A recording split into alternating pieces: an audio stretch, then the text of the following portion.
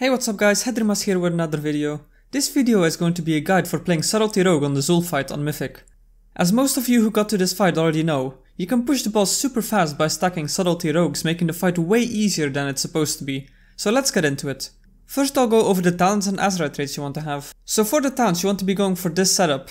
The most important part here is Night Terrors, which is important depending on what your raid setup is, Dark Shadow, which is very important, Shuriken Tornado, which is also very important, and Night Stalker, which is also very important. Now the reason why you go for these talents is because Shuriken Tornado is just going to give you 4 quick eviscerates that you can use during your symbols and your Shadow Dance. Dark Shadow is just going to give you 25% more damage during your Shadow Dance. Then you have Night Stalker, which makes you do 20% more damage, which it all just stacks up in the end.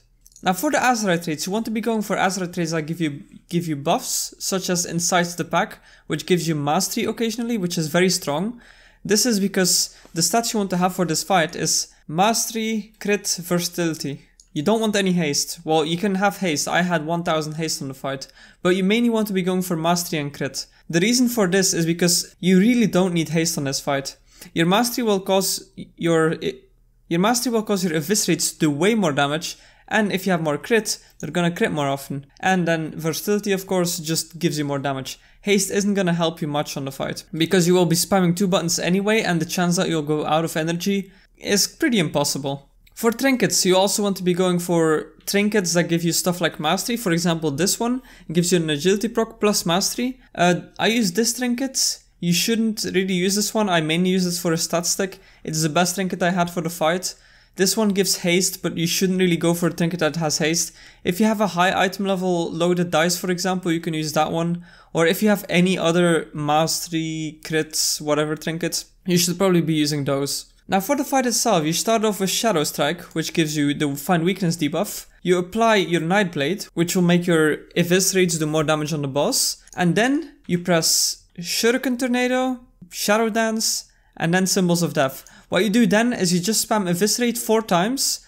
By the time you press it the 4th time, your Shadow Dance should just run out. Then you press Shuriken Storm again, then Shadow Dance, then Eviscerate, then Shuriken Storm, then Eviscerate, and so on and so on. The normal rotation is just Shuriken Storm and Eviscerate for the entire fight, as you probably already thought. And the burst combo we did at the start, you're gonna repeat that burst combo every time you have those 3 abilities off cooldown, which should be every minute if you use everything properly. You also want to make sure that for every symbols you have 2 Shadow Dances available. I'm not saying you should have both of them ready when symbols comes off cooldown, but you should have one ready and one that will come off cooldown while you're in symbols, because you want to be using a double Shadow Dance during symbols, since you want to be bursting as high as you can. Now a few more things about the fight are, you want to use your Shadow Blades when there's a few enemies so that you generate more combo points with your Shuriken Storm. I use it on pull, that's mainly because the adds die kinda fast on pull and then I can burst longer with fewer adds alive, but it could all depend on your raid composition and how your raid plays it. You also want to use your Tricks of the Trade on the kiting tank smartly, because sometimes healers will grab aggro, and what you want to do is you want to make sure you go closer to those adds, you tricks, and then when you Shuriken Storm they should go off the healers and to the tank that's kiting. Besides that, your raid leader might call for a nuke on the ad with the debuff. Usually rogues shouldn't help on it, but if they do, because the ad is high health or for any other reason, just swap to it, since rogue single target bursts like crazy on this fight anyway, and you will lose maybe a little bit of DPS, but the DPS loss is so negligible that it doesn't really matter. Now one last thing you should do is when the boss goes to the last phase and he does his knockback cast, run away from him and use your Cloak of Shadows. That's gonna cause you to not take any debuff at all, which is huge and helps your healers a lot. Now one more thing is you want to be using your second potion when your Shuriken Tornado comes off for the first time again. This is because usually you want to push the boss as fast as possible, because the less mob spawns you get during the fight, the easier it gets. There's a certain part in the fight where if you get the mob spawns, the chance that you'll wipe is pretty big, so you want to make sure you push the boss as fast as possible. Anyway, thank you for watching the guide. If you have any questions, just leave them in the comments and I'll gladly respond to them. At the end of the video, I'm just going to leave the entire fight as Subtlety Rogue so you can see how you have to play it. But anyway, thanks for watching the video and I'll hope to see you next time.